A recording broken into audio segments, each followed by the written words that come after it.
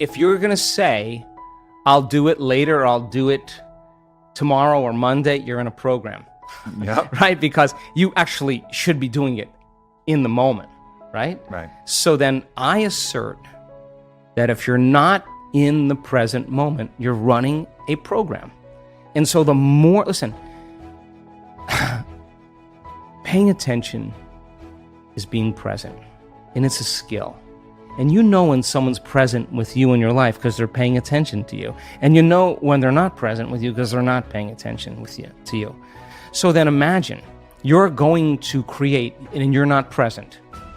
How could you miss the moment of creation? You then are in the known. You're in the familiar past or the predictable future. So that sweet spot of the generous present moment, if you keep practicing overcoming your body, overcoming the conditions in your environment, and overcoming that predictable future and the familiar past, and you keep working for the present moment, you are going to develop the habit of being present. And if where you place your attention is where you place your energy, and you're in the present moment, you got a lot of energy to use. You got a lot of energy to execute. You got a lot of energy to design a destiny with. We already know how to do this. Yeah. We are wired to be creators. We already know how to do it. You just made up your mind that it was more important than anything else. And you have that vision, you have that possibility, and the moment you feel that emotion, you're connected to your future. And no person, no thing, no experience will stand in the way between you and that future. And it's feeling connected to your future, feeling the inspiration, the joy, feeling the exuberance, the love for your future every day is going to, just like your body follows your mind to the coffee maker, to the toilet every morning, to the known, your body is going to follow your mind right into that future because that's where your attention and your energy is. So then, yeah, if it isn't happening in your life, then there's some emotion. There's some unconscious attitude or thought process, hardwired.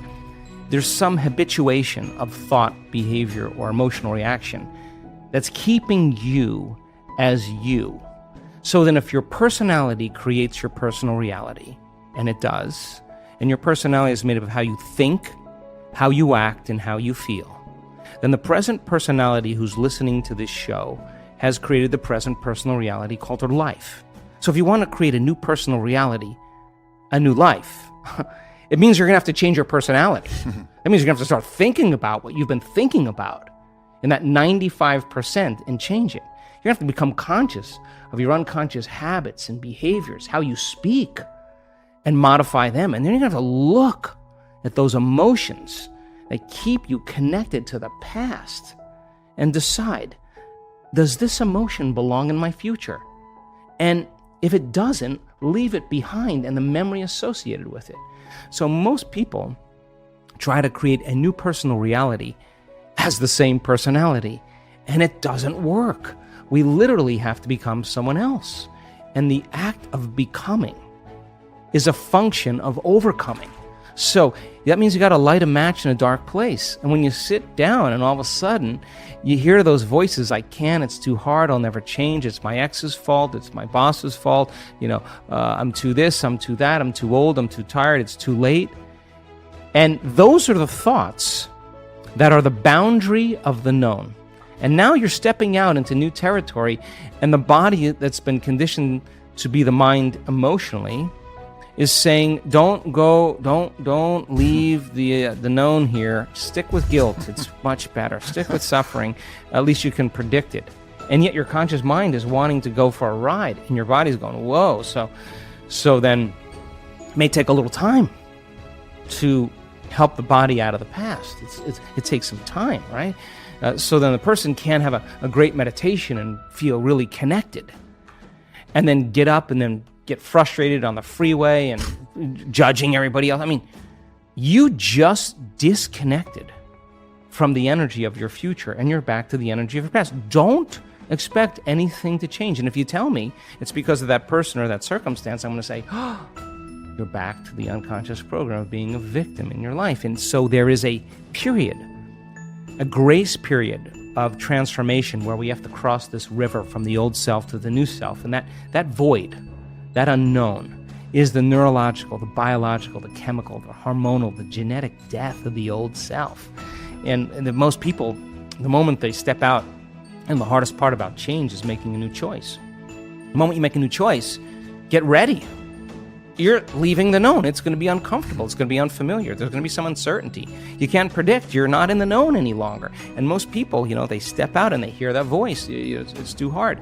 You never change. And they believe in that thought. And that thought leads to the same choice, which leads to the same behavior, creates the same experience, produces the same emotion. And then they say, oh, this, Aubrey, feels right to me. No, that feels familiar.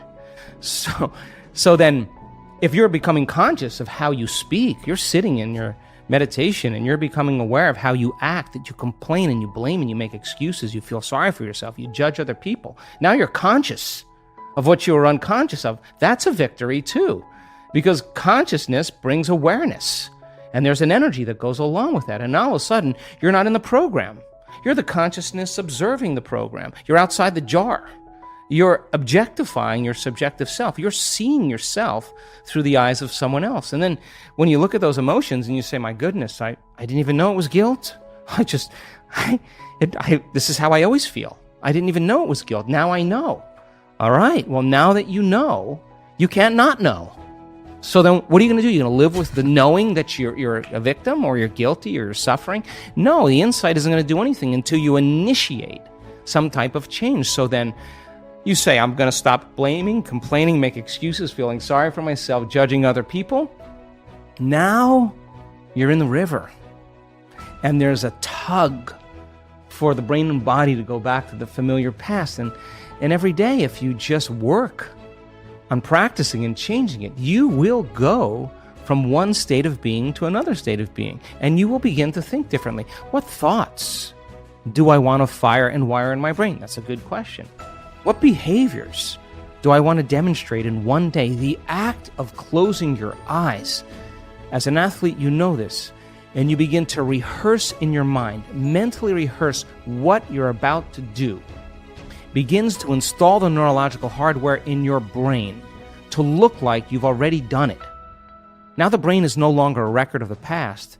It's now a map to the future. And if you keep hitting that hardware over and over again, the hardware is going to become a software program. And who knows? You just may start acting like a happy person. There's no magic there.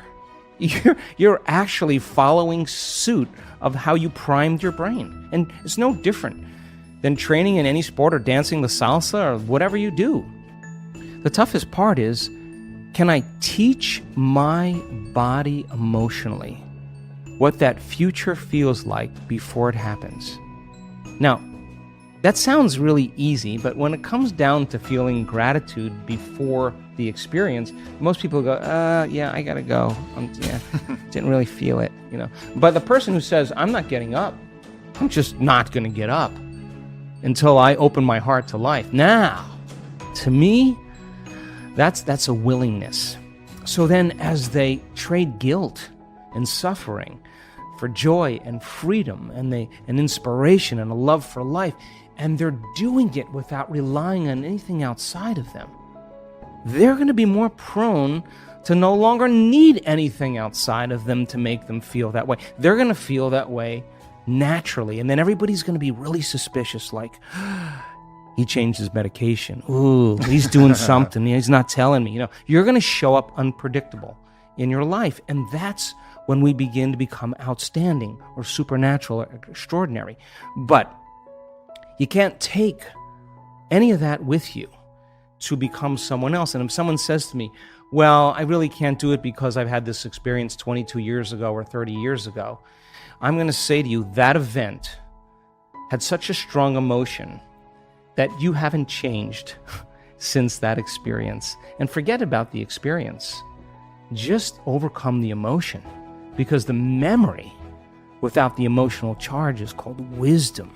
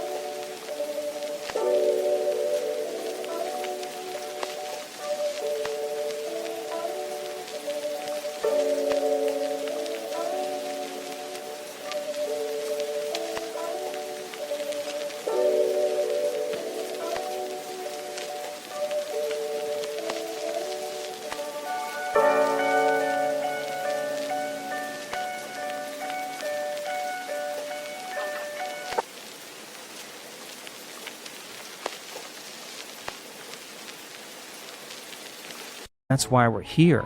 So then you can look back at the past and you can say, wow, I learned something really great. I'd never do that again. And by the way, when the experience finally lands in your lap and you prove to yourself how powerful you really are, that you created something by thought alone, and that event comes in a way that you never expected, that surprises you and leaves no doubt that what you were doing inside of you produced an effect outside of you, and you are exuberant and you feel worthy of life and feel grateful to be alive, that you are in love with the moment, you will look back at your entire past in that moment, I swear, and you will not want to change one thing in your past because it got you to that present moment. And that's when it was all worth it. That's when it all makes sense. Now you're free from the past, and now you're not thinking about the past any longer. You're believing in your future more than you're believing in your past. You're more in love with your future than you are with your past. The overcoming process leading to who you become, nobody can take that away from you. So we practice it in our seated meditations. We practice it standing and walking. You better walk as it, and you better be able to embody it and practice doing it with your eyes open. So when you return back to your life, when you walk from your house to your car, you're walking in the energy of your future. And if you keep doing that, it's going to become a habit, and people are going to start looking at you going, something's different about you. You know why? Because you're no longer showing up equal to their memory of you. Something's different about you. You're unpredictable. It's not what you're saying any longer. It's who you are. And so that person then is off their timeline. They're not headed to that same future. And all I want to do in a week-long event is bump everybody off that timeline into a new future. Some people, huge degrees. Stage 4 cancers, tumors disappearing. You listen to that story of the person on the stage. Your next meditation, you are not going to go half in. You're going to go all in. And that's all I want, I want people to go all in. I want to provide people with my greatest understanding of the truth, and then numerous opportunities to experience it, nothing more. And when the magic starts to happen, it's beyond, way bigger than me. It's beyond my control. All I want to do is provide the environment where they feel safe enough to begin to create. I hope you enjoyed this amazing speech by Dr. Joe Dispenza. We are continuing with our daily practice of completing the Inspire.